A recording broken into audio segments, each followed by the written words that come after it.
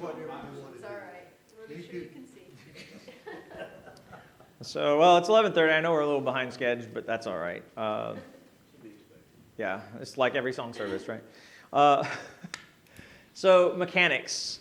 Now we get down to the nitty-gritty of the music and what we need to know as song leaders moving forward. So we'll jump into that discussion if my clicker works.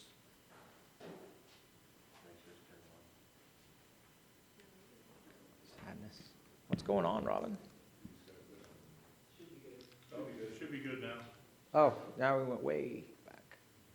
Okay, so God's heritage is music. Make a joyful noise unto the Lord, all you lands. Serve the Lord with gladness. Come before his presence with singing. So we know that God expects us to come before him with singing, and we have so ordered things in a way that we can do it in a very methodical way so that our singing is unified and that we're coming together as a body and we're not all over the place, right? So here's a grand staff. I know, how many of y'all have music backgrounds? Everybody? Okay, so some of this will be like really basic and fundamental, but again, it's good review. Grand staff, lines and spaces are important. Here's the way it's ordered. Now, you can start wherever you have an A and go A, B, C, D, E, F, G, and then it just starts over at A, okay? A, B, C, D, E, F, G. Now, you can memorize your lines and spaces if you want to. You know, good boys do fine always, right? G, B, D, F, A for the bass clef, then E, G, B, D, F for the treble, and then hit face and A, C, E, G for your spaces on the bass clef. That's fine if you want to do that. It'll be helpful at, sight if you're glancing at it and you know, okay, well, that's a D and it's going to this. When you're looking at music, that's a good thing. Key signatures will also be important for this, and as we move into that, we'll talk about it. But middle C is always going to be that center C right there, okay? And by the way, we call this a grand staff because they're all together, and all of the notes go into the next one. So even if you have ledger lines, which ledger lines are the lines above the staff or below the staff, they're going to be the same notes as the treble clef if you're above, okay? Or below, they're going to be the same notes in the bass clef, but even in the sub-bass. So important to know, but again, not essential, but yes, know your lines and spaces. So that's treble clef. This circles the G. It's also called the G clef. The bass clef, that's an A clef. It's also called a bass clef because it circles the A there, the line. Good boys do, or the F, I'm sorry, F clef. Thank you. Yeah, so see how it says G, B, D, F, and that last line before the top? Is there a pointer on this? Yes, yeah, the top one. Oh, perfect. Okay, so let's start. So right here, this line right here is G. Okay, so if you go all the way over here, this is your G. And this is called the G clef because it circles the G, right? So we do our treble clef there. This is also called the G clef. This is called an F clef, right? Good boys do fine because it centers around the F on the bass clef. So simple notation, doesn't really have a huge bearing, but these are the divisions of the parts. So your treble clef is going to contain your sopranos and your altos. Your bass clef is going to have your tenors and your basses. All right, so all of the notation in the songbooks, if you are a female, you're going to be looking at the top line. If you're a soprano, you're going to be singing the melody most of the time. Or if you're an alto, you're going to be singing the alto, all right, along, and that's going to be on the treble clef.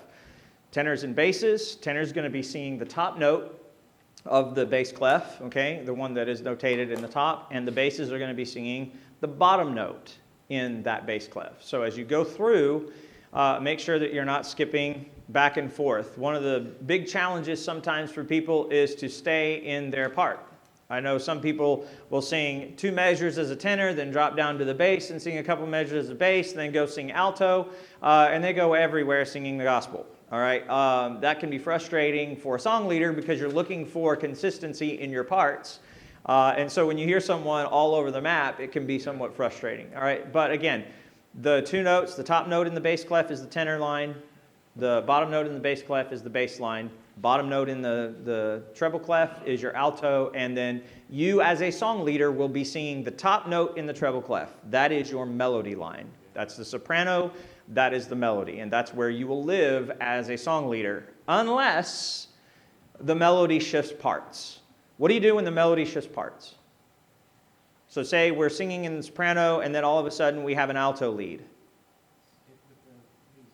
Stick with the lead. Yes, so in Paradise Valley, if I'm leading Paradise Valley, it goes straight into the chorus as an alto lead. So what do I do as the song leader? What have you always heard from the song leader when we sing Paradise Valley? What's that? Sing the alto. Well, that's good. Then you are hearing the exception rather than the rule. And whoever your song leader is exceptional. All right? Because what you need to do is follow the lead where it goes. All right? So as the song leader, now there's some exceptions, and we'll talk about some of those exceptions, but generally, as the song leader, you're going to follow the lead. So when we get to that, up in Paradise Valley, by the side of the river of life, you're going to be singing the alto line as the lead, because that is the lead in the song. You are leading the singing. So you will drop to the alto line to sing that with the altos, okay? Very important to know, because now the altos know where they are, and the altos have someone they can follow, and they know where that lead line is. Now, what happens typically, especially in Home of the Soul, which is also an alto lead, what happens with the song leader most of the time? He'll sing just those thirds and fifths above, okay? He won't sing the lead of Home of the Soul. And I don't know why the song leader does that, but as the song leader, you need to follow where the lead goes. Now, here's all the clefs. I don't think they matter because we're not going to be using any other clefs than the treble clef and the bass clef. So, but there's a wide variety of clefs out there. Okay, there is some church music that has some of these clefs in it. If you see it, it's a rarity. All right, some of the old songs will have different bass clefs. Okay, so you'll look and all that means is that it's changed what lines are going to be there and how it's going to be read. Now, they're all going to be the same notes per se, but just it'll revolve around a different line or a different space. So worth knowing. It can throw the notation off, but you're not going to see these. You're not going to see these in our songbooks. There's very, very few of alto clefs and tenor clefs. And by the way, typically a tenor clef nowadays, they'll do a G clef, right? That's a treble clef with an octave mark below it. And so you'll basically just be singing the octave of the treble clef. All right? Any questions on that? Great. We're done. Yeah. Note values. Here's what matters. And this is what matters in leading singing. Okay, so we've got different kinds of notes and rests, all right? Different values. Each measure is broken up into a fraction, right? And each note value holds a fraction of that value of that measure. Okay, we'll talk about the time signatures in just a second. So each note is going to correspond to its value. You have the first note is a whole note. Now, how long is that held? Full measure, yeah. So that if you're in 3/4 time, it's held for 3 beats. If you're in 4/4 time, how many beats is it held for? 4. Yeah. So if you're in 6/4 time, how many notes is it held for? 6. Yeah, or beats. Yeah. So again, 12/8, 12 beats, right? So whole note means the whole measure. You're going to be holding that note. Okay. Now half note. What do you suppose that is? Half a measure. So if it's 3/4 time, how long am I going to be holding it? 1.5 beats. Yes, so we divide. We do lots of fractions in music. Okay, so you have to know your decimals and fractions in order to maybe tease out some of these values, note values sometimes. What about a quarter note? On the beat, yep. So 3/4 time. How many of those are you going to have in a time signature? 3/4. Yeah. Okay, so we count time signatures based generally on quarter notes, and we'll talk about some variation time signatures, 12/8 and 9/8 in just a second. But yeah, so we've got quarter notes that are going to hold that beat. All right, so 3/4, every quarter note, you're going to have a beat to it, okay? 4/4, same thing. Quarter note gets the beat. So that's where you're going to find you live. Now, this matters in leading because what is the congregation looking at? If you're using your hand, which you ought to be at this point, right, in your development as a song leader, conducting the congregation. This right here is what we call conducting, okay? You are ordering the congregation with your hand on where to be and at what point in that song. That's what that's for. That's so they can look up and get a visual representation of how fast the song has been set and where they're going to be singing those notes, okay? So that's 3/4, 4/4. You're going to be operating in that scheme. Most of the songs that you're going to be leading are going to be 3/4, 4/4, or 6/8. 12/8 and 9/8 can be challenging. I don't suspect many of you will be leading a 12/8 time signature, okay, or a 9/8 time signature. You'll probably simplify to something that's a little bit easier, and we'll talk about time signature simplification in a minute. But quarter notes are going to be your mainstay, all right? That's where we're going to live. Now, if you get a dotted quarter or a dotted half or something along those lines, you're going to have a holding period where you'll know how, and you'll have to know how that is held. Now, eighth notes. What's the value of an eighth note? Well, it's going to be half quarter. Yeah, half quarter. Yeah, simple math, right? Any mathematicians in here? Okay, good. I got a couple. Good. You can help me with the fractions because I didn't do so good in decimals and fractions when I was a kid, so messed up my algebra. But anyway, so yeah, eighth notes. Eighth notes are going to be important because those are going to be, sometimes those are going to be what really sets the tempo. Look at 438 again, My Hope is Built.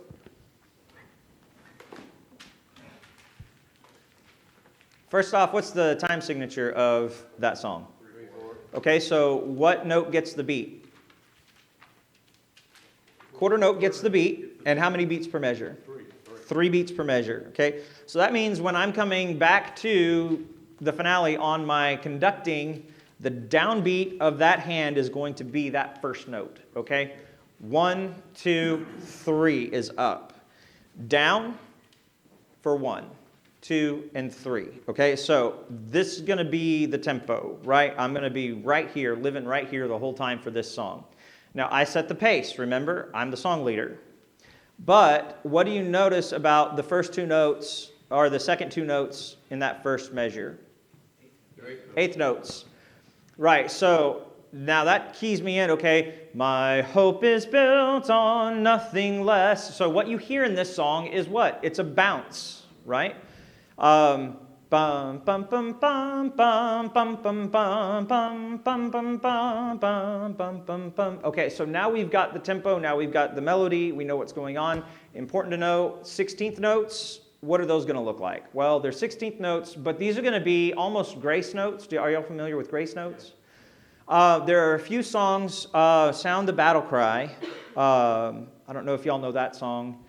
Onward, soldiers, rally round the banner, ready, steady, pass the word along. So right at the end, you have a series of grace notes that come back up to the next line. I'll show you that. I think it's called Sound the Battle Cry. I think it's in here. I know. Is also a good example. What's 53? 53 at Calvary is a good example. Okay. So let's see, 53.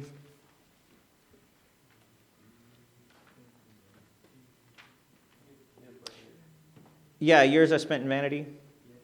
Yeah, so you have a couple of 16ths there as we start. So we got a dotted quarter, then an eighth. Now, by the way, basically what the eighth is doing is making up for the dot on the quarter. It's filling in the gap and making sure that you have full notation for, and now this is on 53, first line, first measure. So, and again, that's years I spent in vanity and pride, but note this is also 4/4 time. Okay, so you can get a little bit more of a smooth, right, melody, legato almost through this particular song. Sound the Battle Cry is, did anybody find that number? 594. I know Ron wanted me to lead it once, and I didn't know it, and so I had to opt out.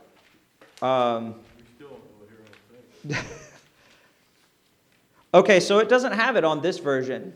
So in the one in our songbook, in the actual older version, where it says at the end of the first chorus line, pass the word along, where it comes down to that whole note. In the original song, now they've opted not to put it in here. It has a series of 16th notes that carry you all the way back up to that me. So as the song leader, it would go, pass the word along, onward, forward, shout aloud, Hosanna, Christ is captain of the mighty throng. But those 16th notes are grace notes to get you back to where you need to be. So when you see 16th notes in some of these songs, sometimes they can be grace notes to help you get to where you need to be. So keep that in mind as well. 30-second notes, you will never see those in this music. If we're singing choral music like Alleluia, which is, and if you're singing Handel and other guys like that, which I don't know that we're singing Handel or Bach or Chopin in services, you won't see 30-second notes in this songbook. If you do, point them to me because I've not seen them. Also 64th notes, you won't see those. Now you have the same equivalent in rests, all right? You can have those quick rests, and there's your rests. Generally, the first 4 are going to be what you're operating with. Okay, you'll have a quarter rest, a half rest, a whole rest, and an 8th rest. And those are really what we find in our songbooks. Knowing those, you're good to go. Just remembering your note values and what you need to be doing when you're looking at that song. Measure lines and bar lines. So when you look at the actual text of the music, what you'll find is this really light bar in the middle of the clef, and that is to divide each measure so that each measure has the same amount of note values in it, either note or rest values, okay? And so this is done so that when you are conducting, everything falls neatly on that downbeat, okay? And so that as you're conducting the song, as you're leading the song, every time I look up and I know that that song leader's gone down, I know that he's right there. So if you go to 55, song 55, Beyond This Land of Parting, and I was just there because I was at 53, so I figured it'd be something to look at. That's 4/4 time. So we got 4 notes per measure, 4 quarter notes per measure, or 4 notes per measure, quarter note gets the beat. And now we start on the up. So notice this is a lead-in note. The very, very first note there ends a line, it looks like, and then we come down on a measure line. So how do I start that? Do I start that on the downbeat? No, I started on the upbeat, right? Because I'm leading into. And some people call this a grace note. It is not really a grace note, okay? It's just the way it starts. Beyond this land of parting, losing and leaving, far beyond the losses darkening this, and far beyond the taking and the bereaving, lies the summer land of bliss. Land beyond, so fair and bright, land beyond, where is no night, summer land, God is its light, oh, happy summer land of bliss. Okay, and you notice the bounce in that song, and you notice the downbeat. Stressing the downbeat will help with the congregation staying on tempo. I was going to tell you why most congregations fall behind in your song leading, and that's because, one, either you as the song leader are not stressing the downbeat where you are, or there is a half note or a whole note hold. The refrain, notice, land beyond, so fair and bright. Okay, if you do not come in at the so fair and bright when you need to, and you sustain it too long, guess what happens to the song? Tanks. Guess what they're going to do? They're not going to move until you do. And they'll hold it out. And if you're listening to them to get feedback about how the song goes, guess what now happens? Oh, we've derailed this song. And now the song that was supposed to be upbeat and happy about heaven, we've just drove off into the ditch. Okay? So you've got to think about those half notes and whole notes, because those can really mess you up if you don't beat them right and come in at the next point where you're supposed to come in. That is the challenge. And when I was talking about knowing your song, part of that, yes, we may know the melody, but know when in that beat you're supposed to come back in from holding that half note or whole note, because that's going to set the whole tone for that song. Another good song for this, it's a communion song, Night with Ebon Pinion. Y'all know that one? Black Feathered Night. Now, nobody speaks Latin anymore. Night with Ebon Pinion. What number is that?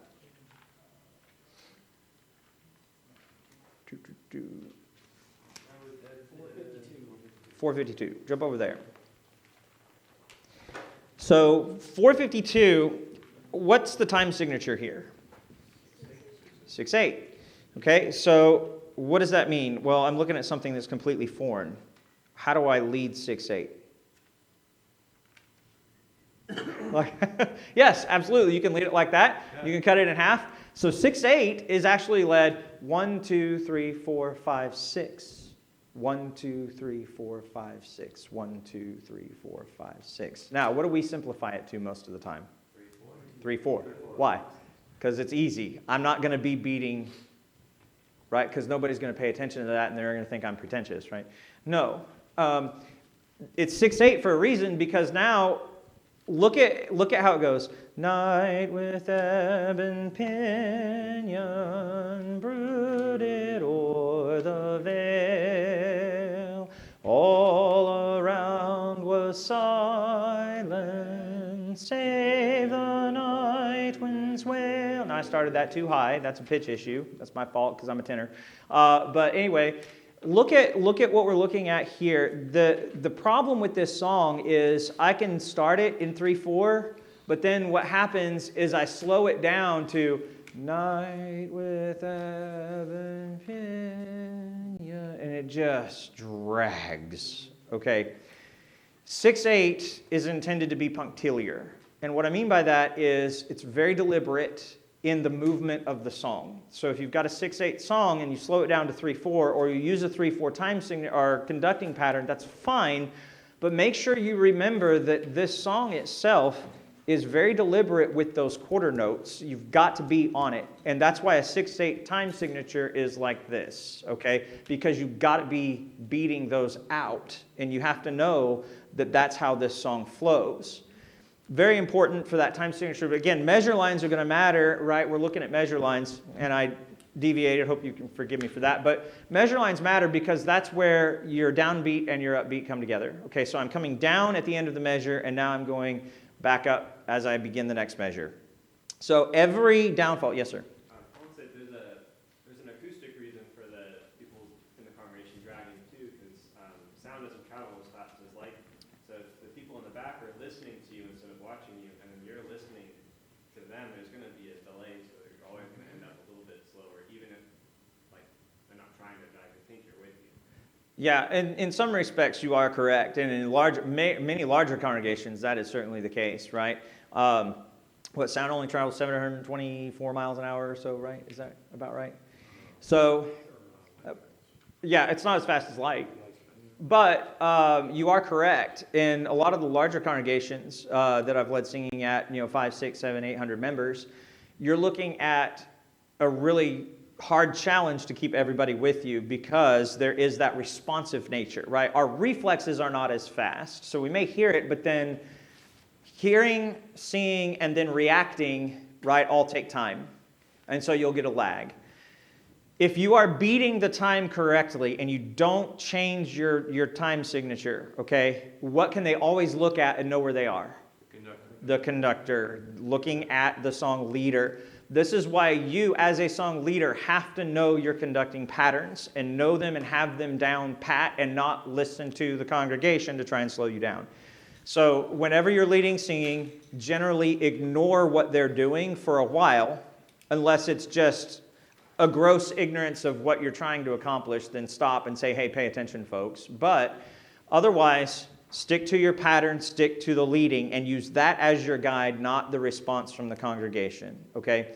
And that will help your song leading a lot, because what will happen naturally is, okay, we know that he's consistent on this beat, let's speed up to where he is and get with him and move forward. That's what the leader does.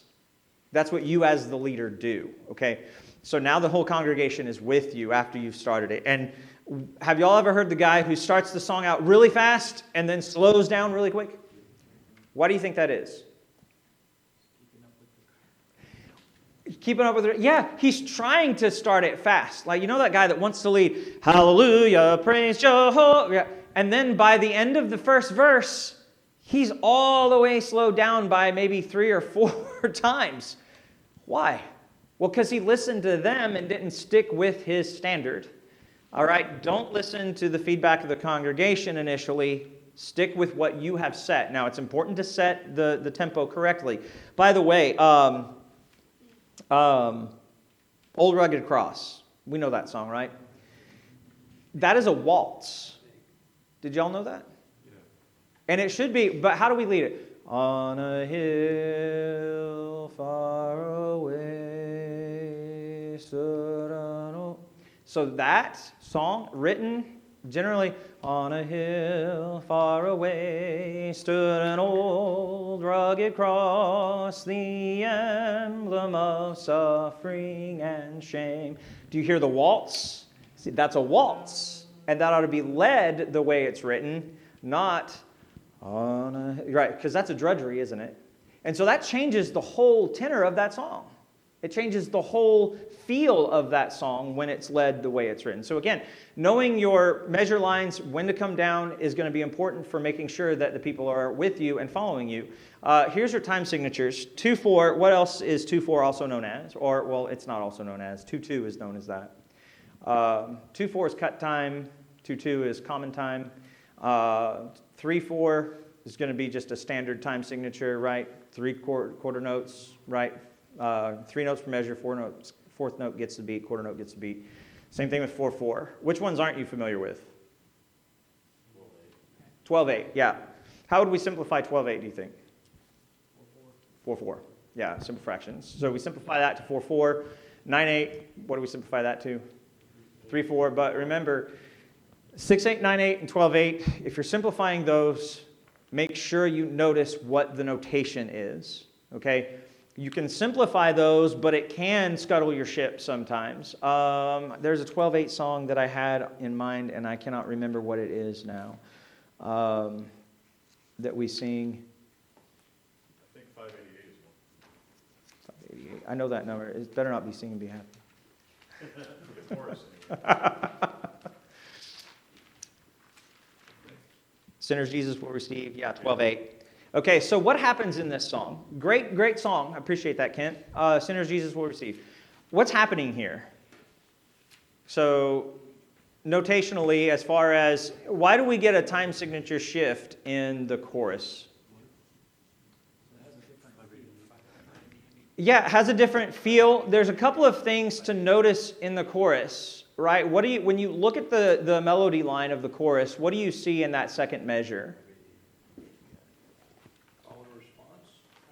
Kind of call and response, maybe, yeah. There's a big thing in there in the measure. It looks like a sideways parenthesis. Anybody know what that is? That is a tie. So a sustained note, right, that we're saying. Sing it o'er and o'er again, Christ receive a sinful man. Make the message clear and plain. Christ receive a sinful man. Okay, interesting. That sounds different than the beginning. Sinners Jesus will receive. Sound the word of grace to all. He the heavenly pathway leave. All who linger, all who fall. Then we get in that call. So what's going on in the song is you have an upbeat tempo about the story, and then you have the pleading call to the respondent. So musically, this is intended to call someone to the front. It's intended to evoke the feelings of response and God calling them. So in the notation, they're tying these notes right together. Sing it o'er and o'er again. That's the emotive plea to the respondent. Christ receive a sinful man, right? Come to the front. So we have this shift in time signature to notate that. Now, if you're leading this, you're going to start out in 3-4, but what am I going to change to? Am I going to go to do, do, do, do, do, do, do, do, do, do, do, do? I mean, who's going to lead 12-8? Unless you're conducting an orchestra, right? You're not going to go 1, 2, 3, 4, 5, 6, 7, 8, 9, 10, 11, 12, are you? No, everybody's going to be like, what is that guy doing? Where are we, right? Okay. What's that? Is he having a seizure up there? He's like, yeah, I know. He's got everything all. No, he actually has everything correct, but we're too ignorant to respond to that, right? So we simplify that because we want to make sure that people stay with us. So what does that mean, though? If I'm leading this in 4/4, can I lead this in standard 4/4 time? No, I have to slow down my 4/4 time to account for all of the quarter notes. So that's going to be the challenge. And in leading something like this, you have to be aware of that. When I slow down my 4/4 time, more than likely they're going to try and slow down to match that time signature and start banging those quarter notes out on that time signature. So that can cause some problems. Okay? So as long as you keep the song going, now, as long as you keep the song going with the melody and you're hitting those correctly, you can carry the song through with doing a 4/4 time here. It is a little bit more challenging, and you've got to be very vocal, okay, and project when you're singing this song, right? So, but again, there's another one that does something very similar to this that switches. I think it's something Redeemer, not the Great Redeemer, but I can't remember. It's all right. You get old, you forget stuff, and that's fine. But anyway, it has a split time signature in the chorus and in the verse. So remember we said know your songs?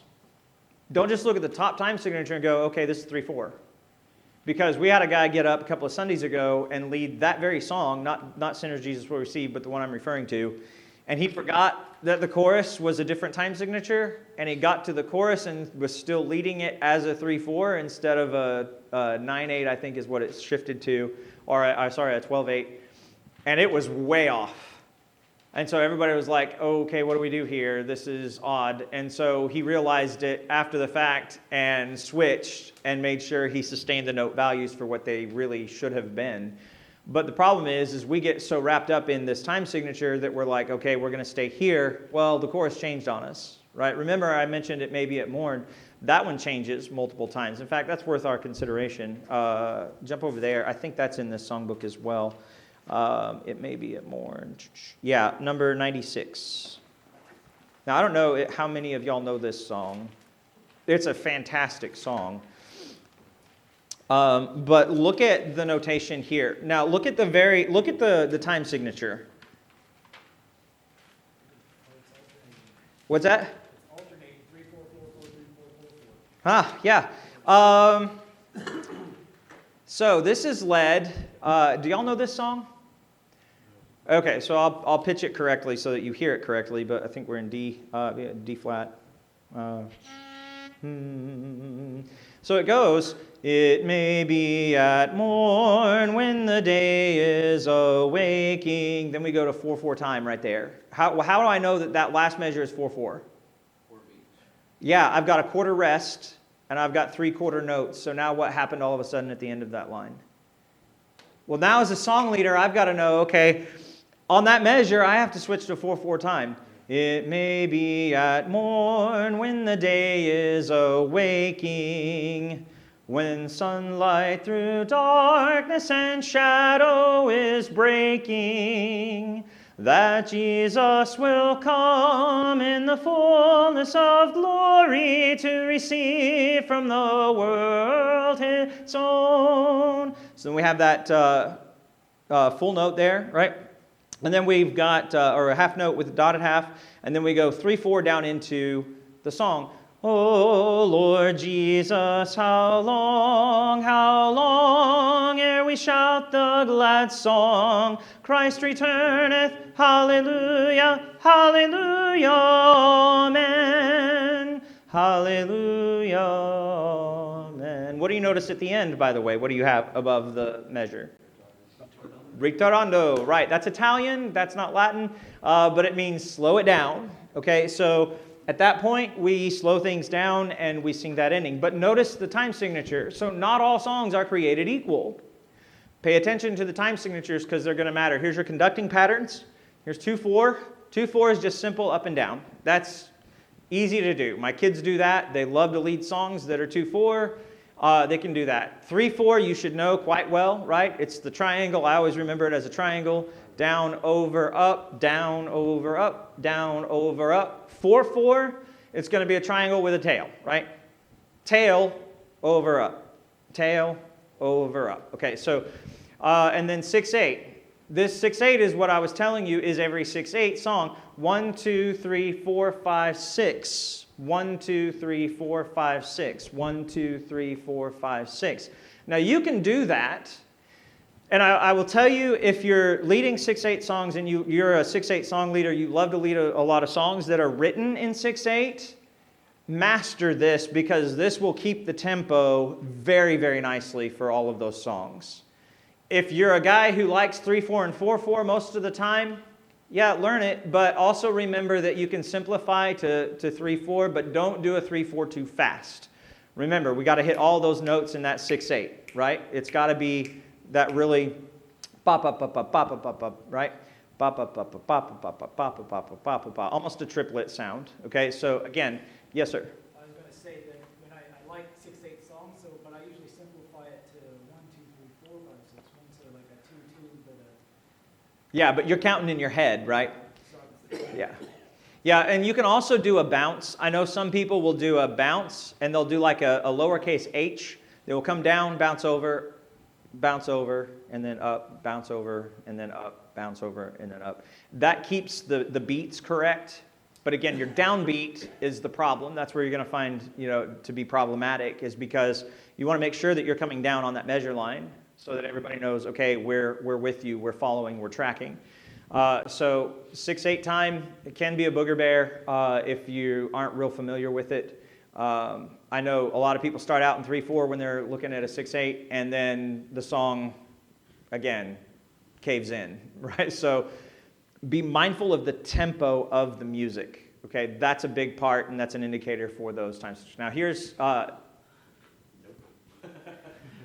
yeah, there's your Christmas tree over there on your right? That's 12/8. This is 9/8. Who wants to lead that? Really? No. And practically speaking, we won't in congregational singing. You'll very rarely see someone lead like this unless they are a professional musician or a conductor, all right? Generally, you're not going to see someone in the church getting up and leading a 12/8 in its true 12/8 pattern. You might, but that's going to be the exception, all right? What we do to make it simple as song leaders is simplify. Yeah, 3/4 and 4/4. But we need to make sure, again, that when we're doing that, we're not cutting ourselves short on the notes, okay? Because if we lead a 4/4 too fast in a 12/8, now we're all messed up. We're really messed up, okay, on the pattern, and that can be a problem. By the way, these slides will all be available for folk because I know we're not necessarily all hurriedly taking notes and stuff right now, right? So we'll be able to make that accessible to everybody, just as I'm saying. No, these are all mine. Okay, fair Yes, enough. yes, you can have... Chance money. No, you can have all of this. This is all for you if you want it. So again, measure lines, bar lines. This is just note values in each measure and how they're... how many of y'all read music? Okay, so everybody in here reads music. Okay, great. So we don't have to really cover ta, ti, ti, ta, ta, like first grade, like we did when we were in music class, right? Okay, good. So we know our values. Accidentals. Accidentals are problematic. Now, obviously, they're used to raise or lower the pitch of a note by 1 or 2 semitones or to cancel a previous sign or part of a key signature. Okay, so I'm in the key of D flat here in 96. So now I'm going to throw in an accidental to cancel out that flat. All right, so when I throw in a natural sign, anybody know what that means? Yeah, well, if I'm in flats, I'd raise it a half step. If I'm in sharps, what would I do with it? Lower it a half step. So a natural just means the natural note value, right, of the printed note. Okay, so a natural offsets a sharp or a flat by either raising the flat or lowering the sharp. Okay, a flat does what to a note? Lowers it a half step. A sharp does what to a note?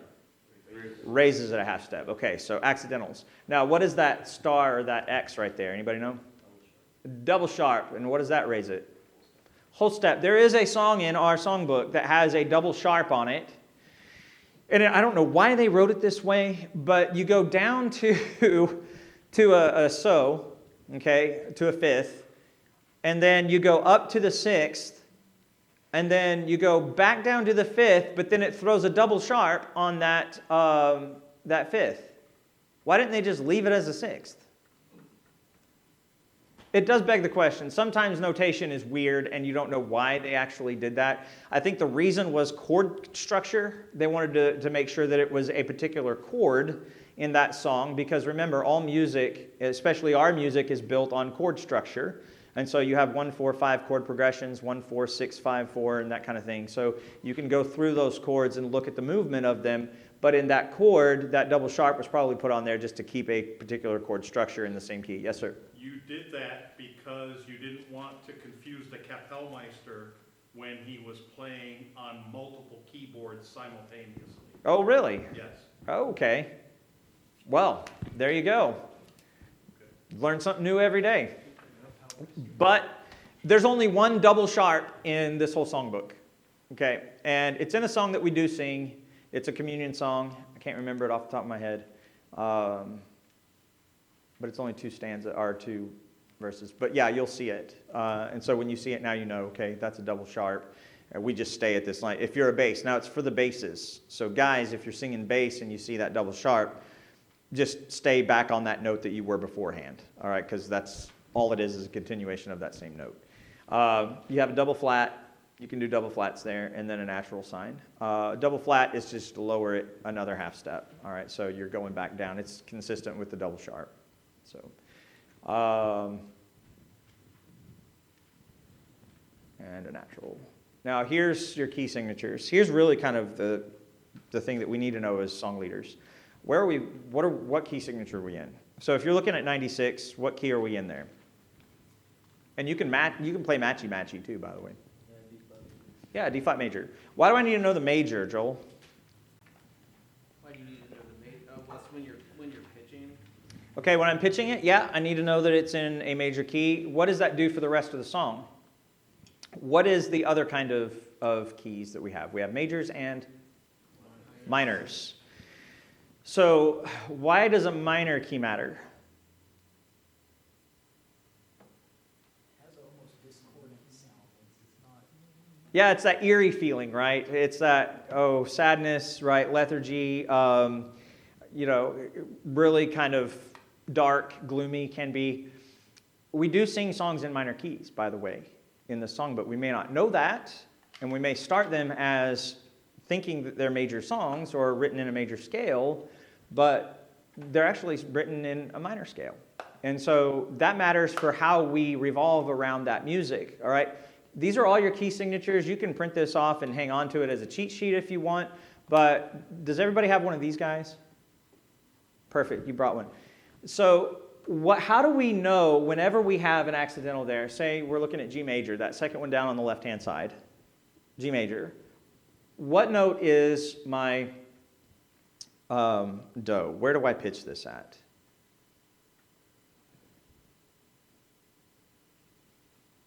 Where's my tonic?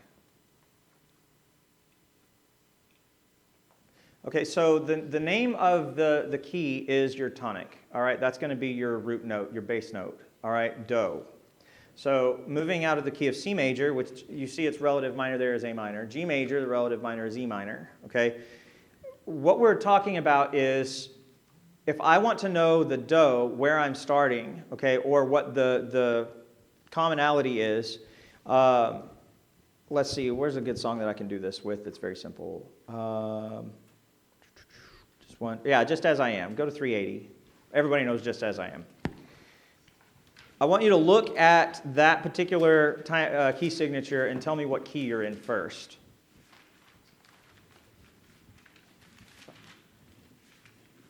You all know your lines and spaces, right? I just had it up there, and you all said you... All right. What key are we in? C flat. Not C flat. E flat. E flat. Yes. Okay. So 2 things to memorize. If you're writing this down, write this down. If you don't write this down, write it down later. Whenever you look at flats, the next to the last flat is the name of the key. So what flats do I have there? I've got the first one is on what line? B.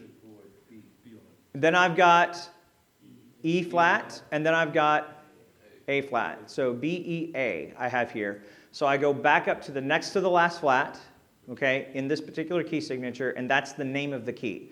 Now look at that triangle at Just As I Am. Where is it? What line is it on? E, E flat. So where am I starting on this song? I'm starting on the tonic. Just as I am without one plea. So that's the key of E flat. We're starting there on E flat. And what's good about this song is it starts on the note that is my key. Now, what happens sometimes is if you look over across the page, Kneel at the Cross, which we all know that song, right? What key signature is it in? B flat, yes, because the next to the last flat is what? B. So that's the name of the key. So now I've got to blow a B flat, but that's not what I'm starting on. I'm starting on what? F.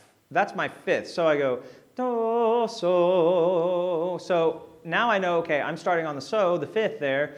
Kneel at the cross, Christ will meet you there. He intercedes for you. And look at where it resolves. It resolves again on the fifth. So knowing that, knowing your key signatures and where to start matters, because if I get up and I go, okay, I'm in B flat, I'm going to blow a B flat. And then I start kneel at the cross right there. Kneel at the cross. What happened? Oh, we done messed up, right? Now we're way, way out of our goal, right, for pitching it where we need to pitch. So this is a common problem that song leaders face. They look at the key signature, they know that's the key signature, but they don't pay attention to what it starts on. So your key signature is always going to tell you your tonic, your root note. And we'll talk about shape notes in just a second because those are important for us. Now, what this does is this tells you all of your major scales based on your time signature and your relative minor. Okay, this is also called, and it's not in this format, but you can do this in the circle of fifths and go through it that way, and we won't get into that because people would be like, what are you talking about? But here's a good way to do it. Now the rule for flats is what? What is the name of my key? Next to the last flat is the name of my key. What's the rule for sharps? What's that? The last sharp is your... Well, close. You go to the last sharp and go up 1/2 step. So let's look at some sharps. We've got... 363 is a good one. Okay, 363. Jesus Rose of Sharon, good song. In South Carolina, there's a place called Sharon, but they call it Sharon. And that's how you have to pronounce it. And if you don't, you ain't from around there. And they make sure you know it too. So Jesus Rose of Sharon. All right, so we go to the last flat and go up 1/2 step. So then what does that put me in? If you're not cheating and looking at the screen. Really? So you've got F, C, G, D.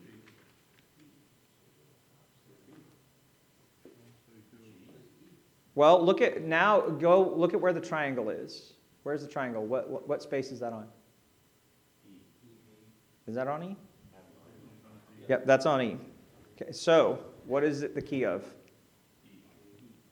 Are we sure? Nope.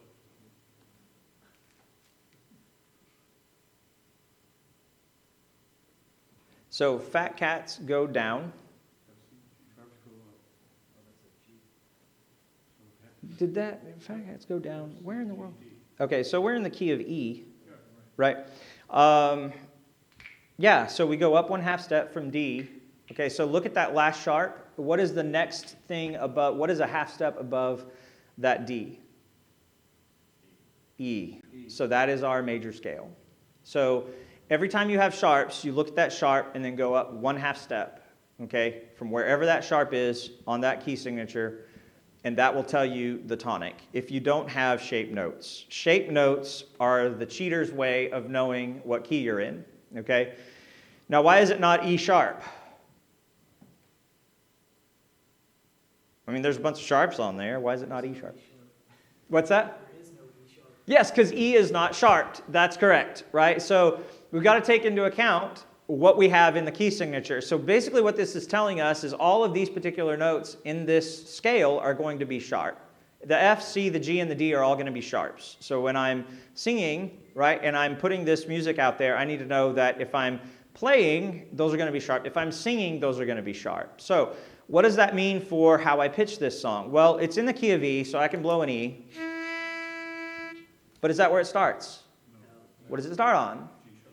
G sharp. Yeah, G sharp. So instead of going to G and saying, oh, I see the G there, I need to start on G. No, I need to remember that G in this key signature is sharped. So I need to start it there. Jesus, Rose of Sharon, bloom within my heart. Beauties of thy truth and holiness impart, that where'er I go, my life may shed abroad fragrance of the knowledge of the love of God. Okay, so a lot of things going on in this song, and I appreciate you bringing it up. What do you notice in that last measure on the first line? Double sharp. Altos, what are you going to be doing on that double sharp? Well, unfortunately, that double sharp is on that C, so now I've got to go up a whole step to D. And so even though it's written, I'm coming down from the T, guess what now I'm going to do? I'm just going to stay on that T there. I actually don't drop at all. Okay? Yeah, I kind of need to know that. That's important if I'm an alto. Now look at what's at the very last. We've got a natural on the alto line. So the alto is going T, double sharp, back to T, that is that D there, okay? And then now we're getting a natural on the tonic. Okay, so I gotta know what I'm doing if I'm singing alto on this song. All right, so altos get a workout on this particular song. Now look at the refrain. What do you see? You see the smooth flow of the melody line. Jesus, Rose of Sharon. Okay, and it's very, very harmonious, and you have the flow of the other parts coming in. So, important to note on a song like this, okay, I'm going to be singing these things. I got to make sure I know what's going on in the song, and I know how to start it, okay? Now, Cheater's Guide is the shape notes, and we're lucky to have shape notes in our songbooks because that is a super easy way to cheat. All right, and I'll show you how to do that. Any questions on key signature? Yes, sir. Interesting thing in this song, that last verse where it has all of the naturals and the double sharps, it is the only measure in the entire song that's minor. Yep. Yeah, and you notice. The rest of it's in major, but that one verse is or that one measure is in minor. Yeah, it revolves around the minor scale, doesn't it? Yep, absolutely. So this is the difference between major and minor. Okay, Do, we're looking at the triangle, right? And everything is based off the triangle for our tonic, for our key signature. In the relative minor, it's going to drop down to the sixth, which is the law. Okay, Do, Ti, La. All right, so what you see is the major scale pattern is whole, whole, half, whole, whole, whole, half. All right?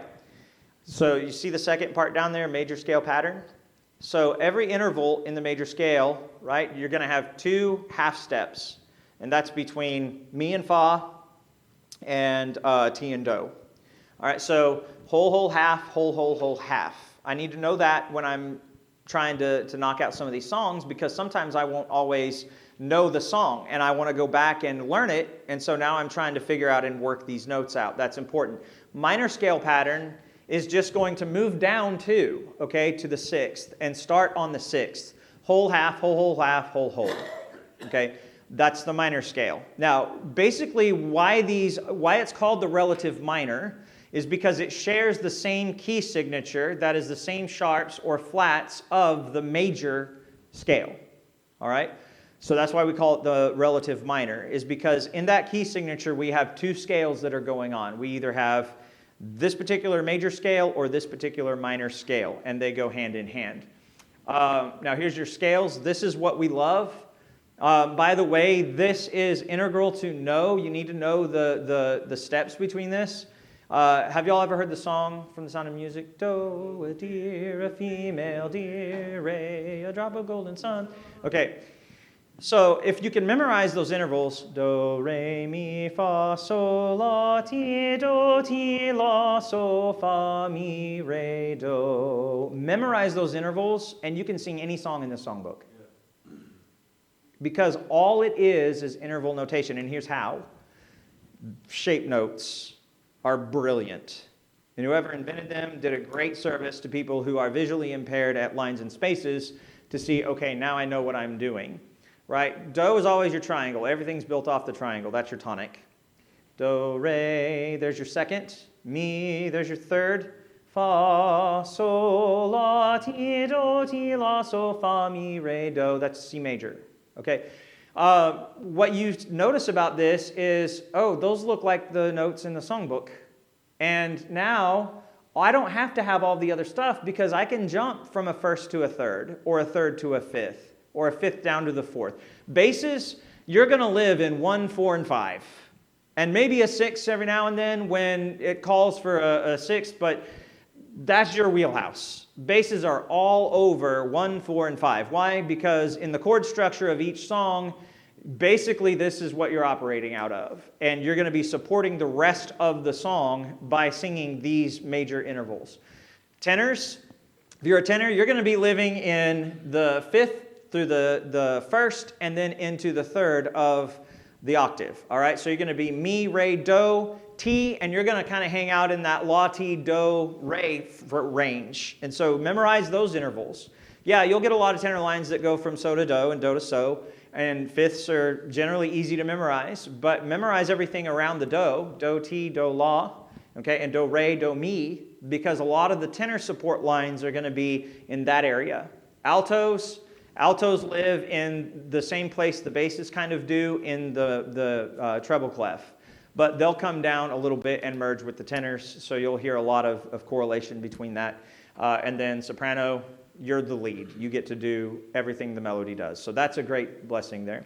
Do we need to take a break? It's 12:30, so we can go kill lunch. And we'll finish with some really good mechanics as we move into this last part, because we'll be doing some exercises. So won't bore you to death right now. We'll go eat and get refreshed, but I appreciate it.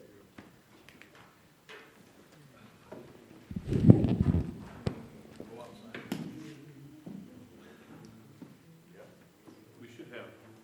should put picnic tables out there, down with put some concrete anchors out, concrete outside. That's right. Just have one from all this. Yeah. Be That's it. I mean, what else you do? It's amazing, kid. You find out you don't know anything about it.